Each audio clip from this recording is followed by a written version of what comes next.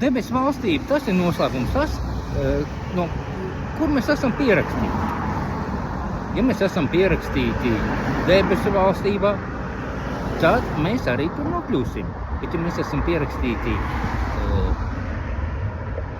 sātanvarai, tad mēs esam vienkārši reliģiozi ticīgie, kas nevienam neesam centušies ne sludināt, ne glābšanu stāstīt.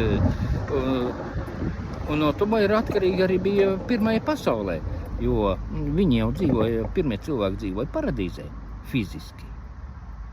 Bet pēc tam ar savām izvērtībām, ar savām domām un visiem pārējiem gājiem viņi nokļuva ellē.